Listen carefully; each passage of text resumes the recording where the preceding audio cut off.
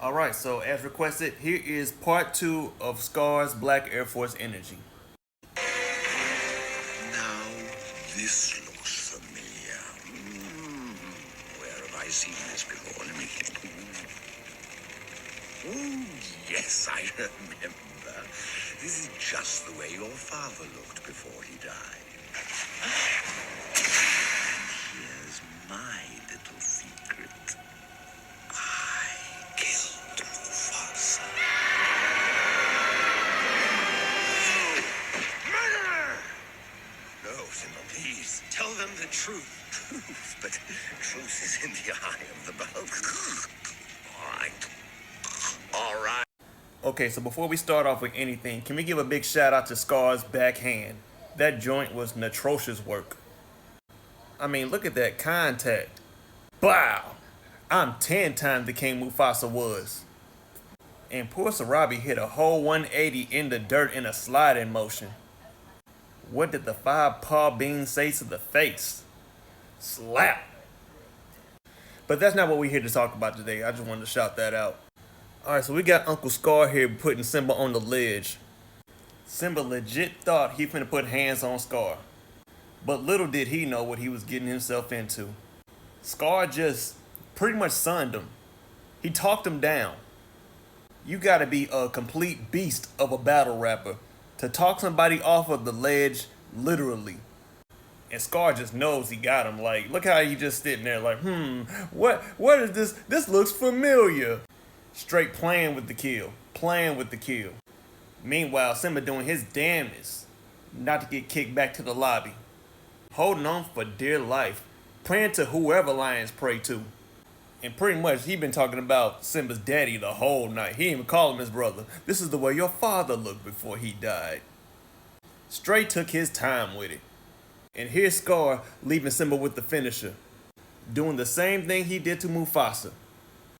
Planting that seed for something for you to think about as your brain explodes as you fall to your death. Once he heard those 3 big words, I killed Mufasa. That heavy childhood trauma came rushing back. With so many questions. You mean to tell me I've been holding on to this trauma for years and this trauma wasn't even mine to begin with? What have I been doing for all of these years?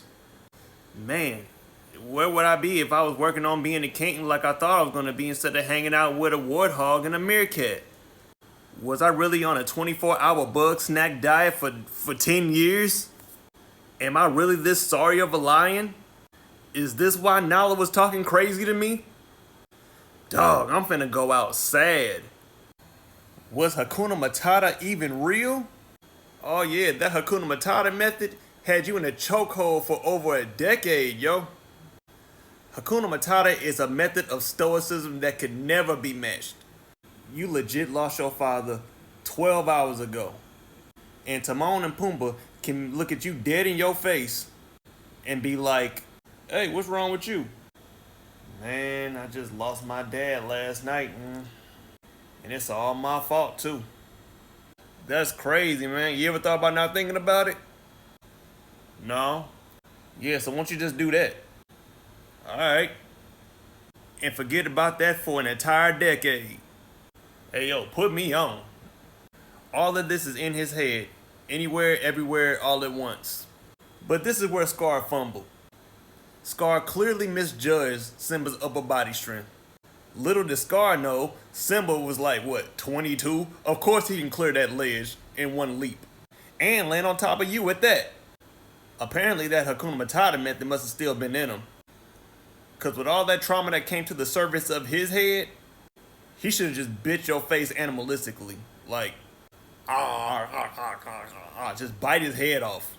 What do you do with that kind of information besides become a complete animal at that point? Just But Simba pretty much did what every other Hakuna Matata person would do. He just choked him out. Choked that boy out. Yeah, shoulda. Scar don't got hands like that, but he does have a mouthpiece that's atrocious. If he gets in your ear long enough, it will ruin you. So yeah, you better choke him. It's the only way. Besides biting his head. Shoulda did that though.